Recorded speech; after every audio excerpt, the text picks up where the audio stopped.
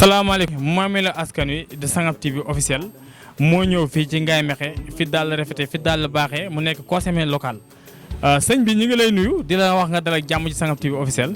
waaw maa ngi lay fay di la wax li Mor lañ tur Mor Mbaye.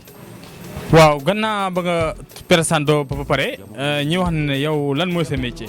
sa métier mooy coordonner defar daal quoi. waaw. lan moo la poussé ci du defar daal la. li ma poussé ci defar daal dafa nekk métier mu yàgg neex rek waaw moo tax ma dugg si. ñaata at yaa ngi ci defar daal la. boobaag léegi de maa ngi ci am 10 ans 10 ans la defagum ci métier bi quoi. yan façon daal la ngay defar. waaw fii moom façon daal yëpp la ñuy defar parce que daal di jigéen daal di góor ay ferme yëpp daal la ñuy defar qualité daal yëpp lañ koy defar. ndax da ngeen di defar daal mbaxana wala daal kese ngeen di defar. non daal mbaxana moom non daal rek la ñuy defar fii moom waaw. surtout ndax daal yi dafa am yoo xam ne ni dafa am turu boppam wala daal yëpp bokk tur. non daal yi mooy daal yu nekk turam. waaw parce que dafa bari ay modèles yu bari ci wuute quoi. waaw façon daal yi bari la. kam ban ak ban. am na ay fermé am ay jarax am façon ay marakis.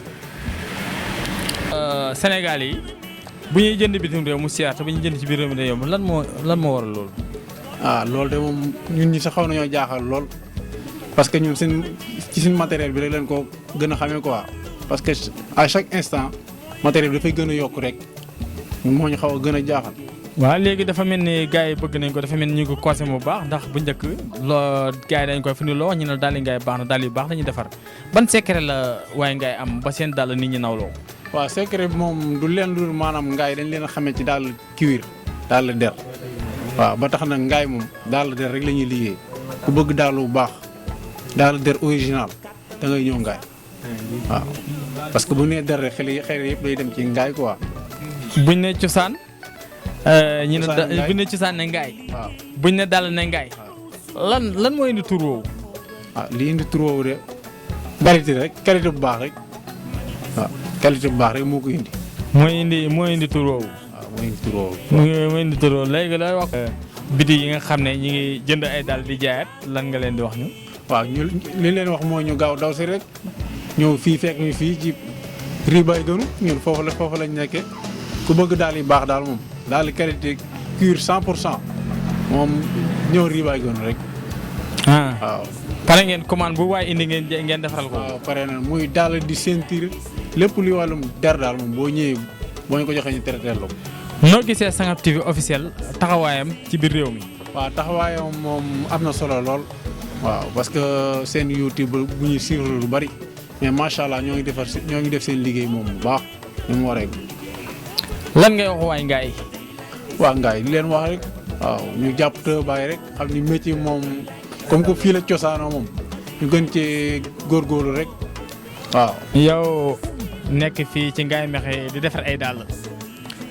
lan ngay digal xale yi nga xam ne ñu ngi. lan ngay wax ci loolu. non xale yooyu moom wax dëgg yàlla su ma amoon lu ma leen di conseil moom damaa leen ñu muñ waaw. même dëkk bi moom ku ne xam na ne moom situation moom fi mu toll moom métti na lool. waaye dugg ci gaal moom beneen solution la quoi. waaw mais réew mi moom métti na lool sax mais leen ku conseil rek ñu jàpp te bàyyi xam ni. bu fekkee ne dañu xam ne dañu la fàtte woon a laaj te seen xel yeggu ci lan nga koy yeggalee.